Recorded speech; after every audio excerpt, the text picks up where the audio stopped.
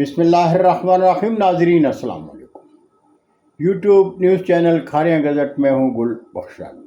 آج کا کالم بعنوان کاف لیگ خواب دیکھنا چھوڑ دے۔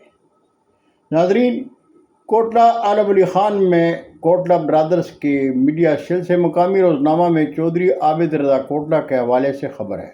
کہتے ہیں، نہتی عورتوں کے خلاف سرکاری مشینری کے بل بوتے پر الیکشن جیتنے والے مینڈیٹ چور شرمسار ہونے کے بجائے للکارنے لگے ہیں۔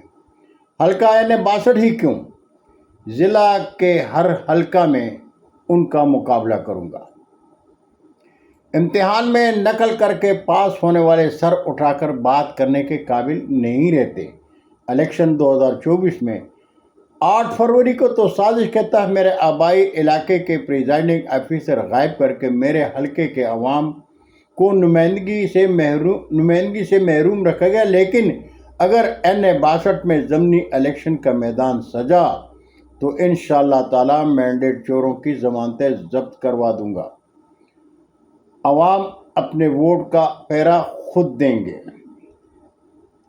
ناظرین، عابد رضا کوٹلہ نے 8 فروری 2024 کے الیکشن میں سلیکشن پر سراپا احتجاج تھے۔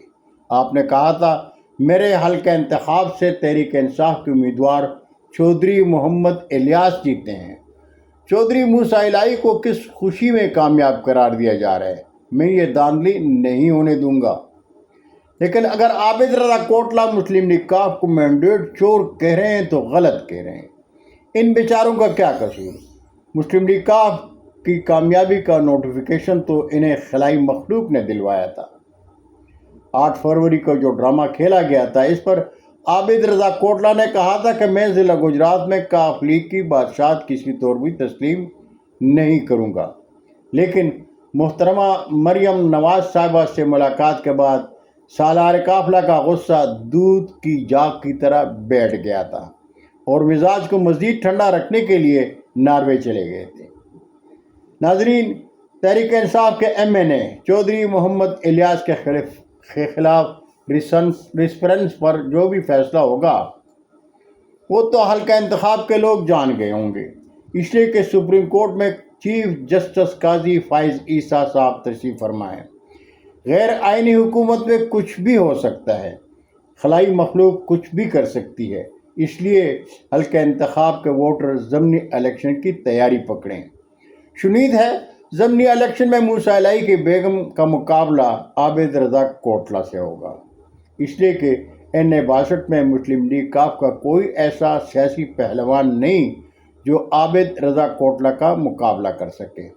حلقہ انتخاب N62 میں مسلم لیگ کاف کے ووٹر اور سپورٹر سب درباری اور جی حضوری والے ہیں۔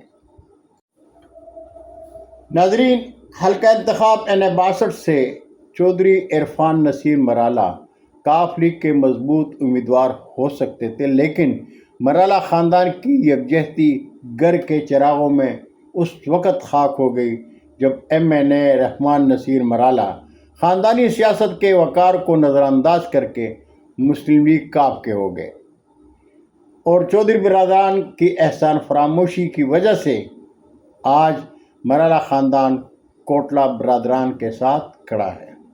بہتر ہوگا کہ مسلم لیگ کاف حلقہ انتخاب N62 سے الیکشن لڑنے کا خواب دیکھنا چھوڑ دیں۔ بہت شکریہ ناظرین، زندگی نے ساتھ دیا تو برقی رابطے میں پھر ملاقات ہوگی۔ جاتے جاتے ایک بار پھر درخواست کروں گا کہ میرے چینل کو سبسکرائب کریں، دوستوں کے ساتھ شیئر کریں اور چینل کی گھنٹی ضرور بجائیں۔ اجازت چاہوں گا۔ اللہ ہم سب کے پاکستان کا حامی و ناصر ہو۔ پاکستان زندہ باد۔